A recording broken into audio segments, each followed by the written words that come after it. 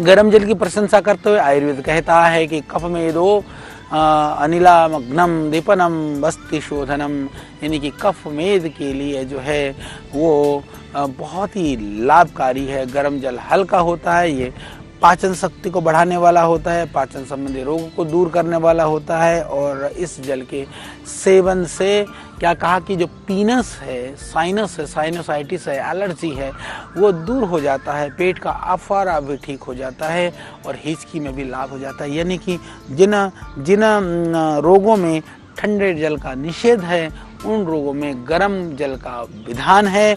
जिन रोगों में गर्म जल का विधान है, उन रोगों में ठंडे जल का निषेध है। यानी कि यह परस्पर एक तरह से आप सोच सकते हैं कि जहाँ विरोध है वह दूसरे में विधान है। इसको हम समझ लेंगे तो हमको पता चल जाएगा कि हमको कब किस तरह का पानी पीना है। ये बातें हम सभी लोगों को, ये बात बहुत साधारण सी लगती है पर ये महत्वपूर्ण है। ये दैनंदिन जीवन के लिए बहुत ही ज़रूरी है। इसको जानने से हम बहुत तरह की परेशानियों से बच सकते हैं या अपने परिवार को बचा सकते हैं। तो जानिए, आयुर्वेद कहता है कि जो उबला हुआ जो पानी होता है ना, वो स्वच्छ हो जाता है, सब दोषों से रहित हो जाता है। इसलिए उबले हुए जल को कई बार ऐसा भी कहा गया कि जब उबला हुआ जल जब 1/4 भाग जल कर 3/4 रह जाए तो वो वात का उत्पन्न रोग और वात का समन करता है। ये बहुत ज़रूरी है। और उबालने पर जो आधा बचे, सिर्फ थोड़ा सा उबालने पर नहीं, उबालने पर आधा बचे तो उसको कहा कि वो जल उष्ण जल कहलाता है। और ये कहा कि वह जो है हमेशा लाभकारी होता है। यानी कि यदि आपको ज़्यादा कोई घरों में बीमार हैं, रोगी हैं, यदि आप बार बार बीमार पड़ते हैं तो मेरा निवेदन है आप पानी को इतना उबालिए कि आधा बचे, छान करके तब आप घर में रखिए, क्योंकि यह त्रिदोष शामक हो जाता है। यदि आयुर्वेद की दृष्टि से कहा, वात पित्त और कफ तीनों का ही यह समन करता है। इस जल के सेवन से आपको यूरिन भी खुल करके होने लगता है, मलमूत्र का विसर्जन भी ठीक हो जाता है, दमा, खांसी, बुखार वगैरह में भी ये बहुत ही लाभकारी है। और रात को भी कहा कि इस तरह का ही जल को पीना चाहिए। इससे क्या होगा, कफ पिघलेगा, वायु और मल दोष का शीघ्र समापन हो जाएगा। तो उबालते समय पर जल का सेवन जो है, यदि बिल्कुल 1/4 बच जाए तो उसको तो आरोग्य अम्बु कहा गया। यानी कि ज़्यादा उबाल देते हैं। और मैं एक बात और कहना चाहता हूँ, एक तरह से जल काढ़ा ही हो गया, बिना औषधि वाला काढ़ा। यदि उसके साथ कुछ थोड़ा सा औषधि द्रव्यों को मिला दिया जाता है तो बहुत अद्भुत ही काम करेगा। तो फिर भी 1/4 बचने पर वो पथ्य हल्का पाचक, यानी कि औषधि को भी हम जब कहते हैं ना कि जब आप काढ़ा बनाते हैं तो 1/4 बचे छान करके पीना। 1/4 तो गुण का, तो औषधि का गुण तो उसके अंदर आ ही जाता है, जल में भी अपने आप उसका गुण बढ़ता है। देखिए आयुर्वेद के ऋषियों को कितना गहन बोध था। इसलिए कई बार लोग कहते हैं कि जो हम जो है काढ़ा की जगह पर हम काढ़ा नहीं बनाया जाता तो हम कहते हैं कि आप एक्सट्रैक्ट वाली बनी हुई गोलियां ले लीजिए।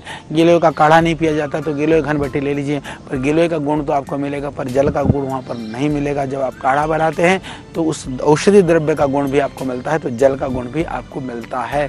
इस तरह से आयुर्वेद की ऋषियों को बहुत गहन ज्ञान था, इसलिए उन्होंने अलग अलग तरह से हमारे जीवन के साथ उसको जोड़ा। तो जो आरोग्य अम्बु जो है ना, जो 1/4 बचा हुआ जल है उबाल करके, वह कहा सदा पथ्य सबके लिए सेवनीय है। वो हल्का होता है, पाचक होता है और जठराग्नि को बढ़ाने वाला होता है। और जब गर्म आरोग्य अम्बु को पी लेते हैं तो दमा, खांसी, कब्ज, पेट में जो अफवारा है, रक्त की कमी है, शूल है, बवासीर है, गुल्म है और इस तरह की जो पेट का गोला है, बुखार है, सूजन है, पेट का दर्द है, इन सब में आराम हो जाता है। पेट में दर्द है, कुछ है नहीं तो थोड़ा अजवाइन डाल दीजिए, गर्म पानी को खूब उबालिए, उबाल करके 1/4 बचे उसको घटाघट पिला दीजिए। देखिए पेट का दर्द खटाखट दूर हो जाएगा। यदि आपको खांसी हो रही है, बलगम हो रहा है, थोड़ा सा अदरक डाल दीजिए, थोड़ा तुलसी के पत्ते डाल दीजिए, थोड़ा काली मिर्च डालिए, उसको उबाल करके 1/4 बजे छान करके पी लीजिए। वो अपने आप में जल ही आरोग्य अम्बु है। यदि कुछ उस दोष गुण को बढ़ाने वाले यदि द्रव्यों को डाल दिया जाता है तो उस गुणों को बढ़ाएगा, दोषों को बढ़ाने वाला तो नहीं है। जैसे कि कोई गर्म द्रव्य को डालेंगे फिर आप पिला देंगे तो पित्त को बढ़ाएगा, इसीलिए इसको समझना बहुत ज़रूरी है। तो इस जल को पीने से चाहे किसी को पसली का दर्द हो, चाहे पेट का दर्द हो, चाहे हिचकी हो, चाहे बहुत ज़्यादा प्यास लगती हो, बार बार प्यास लगती हो, तो आप उस तरह उबाल करके पानी रखिए। चाहे जिसको बार बार प्यास लगती हो तो जो आरोग्य अम्बु हो, थोड़ा सा धनिया डाल करके उसको पानी को उबाल करके, थोड़ा सा सौंफ डाल करके उबाल करके उस पानी को रखिए। दिन भर उसी पानी को आप पीते रहिए। वो सभी दोषों से रहित बहुत ही स्वस्थ कर बनता है। बुखार की स्थिति में भी भी, चाहे वात कफ कुछ भी बढ़ा हुआ हो, चाहे जो मूत्र विकार हो, तो इन सब में ये बहुत ही लाभकारी होता है। अदरक के संदर्भ में भारत के शास्त्रों में और जितने ग्रंथों में लिखा हुआ दुनिया में कहीं नहीं लिखा है। तो हमारे हम सबको पता है, सर्दी जुकाम हो तो अदरक कूट करके उसका रस निकाल करके और थोड़ा शहद मिला करके ले लो तो सर्दी जुकाम ठीक होता है। एक सामान्य प्रयोग है, पर सबको पता है कि आयुर्वेद है और बहुत इफेक्टिव है।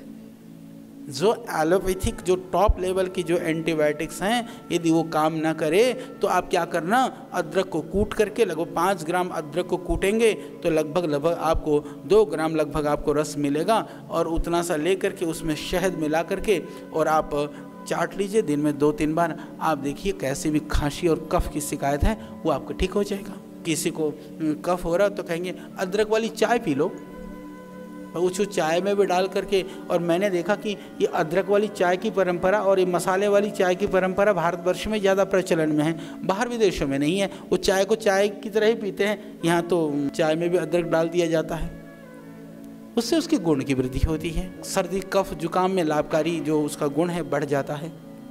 तो कितनी सामान्य सी बात है। वह जोड़ों के दर्द के लिए भी काम करता है।